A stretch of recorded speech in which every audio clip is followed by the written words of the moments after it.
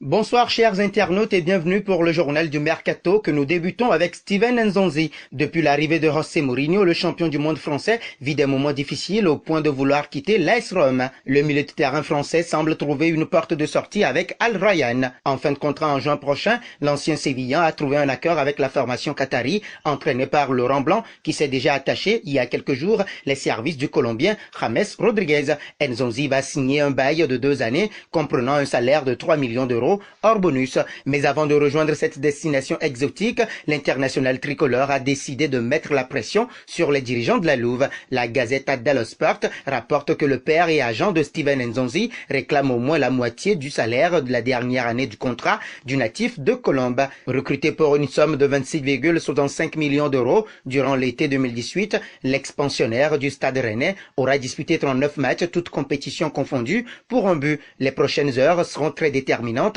pour la suite de sa carrière. Nous allons en Allemagne pour parler du Norvégien Erling Braut Haaland.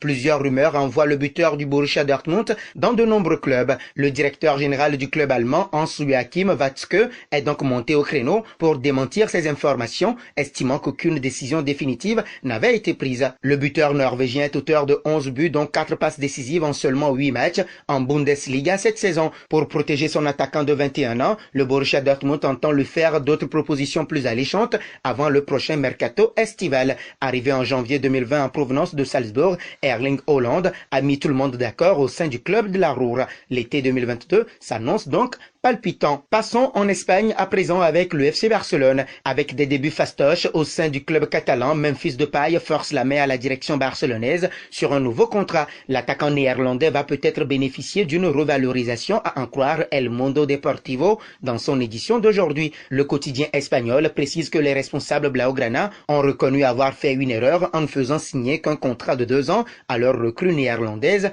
en raison des soucis financiers qu'ils rencontrent depuis plusieurs mois. Les décideurs du Barça jouent là à la prudence avec la nouvelle tête de gondole de l'équipe. En 7 matchs, Memphis Depay a inscrit 3 buts avec une passe décisive.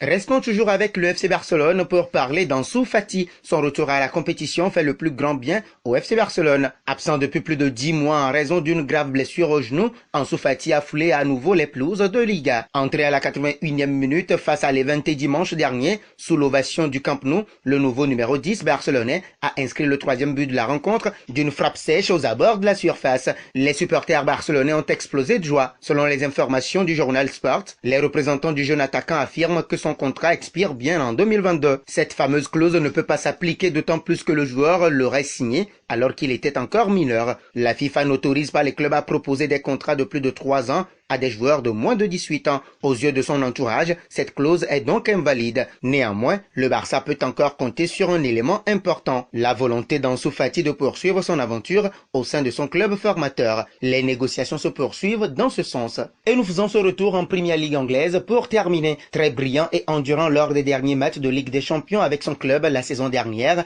et encore auteur d'un bon début d'exercice 2021-2022 sous les ordres de Thomas Tuchel, N'Golo Kanté pourrait toutefois être amené à quitter Chelsea l'été prochain. Selon les informations de Fichajes, ce jour, le champion d'Europe en titre est en négociation avec les Blues pour prolonger son contrat. L'actuel expire en 2023. L'inquiétude vient du fait qu'en cas d'échec pour le média espagnol, le patron des Blues, Roman Abramovich, n'hésitera pas à placer Kanté sur la liste des transferts afin d'obtenir une grosse indemnité de transfert et d'éviter de le voir quitter Londres pour 0 € l'année suivante. Le Paris Saint-Germain et le Real Madrid squattent minutieusement cette affaire du côté de Londres. Ce sera tout pour les rumeurs du mercato. Merci de l'avoir suivi. Nous vous donnons rendez-vous demain pour d'autres actualités.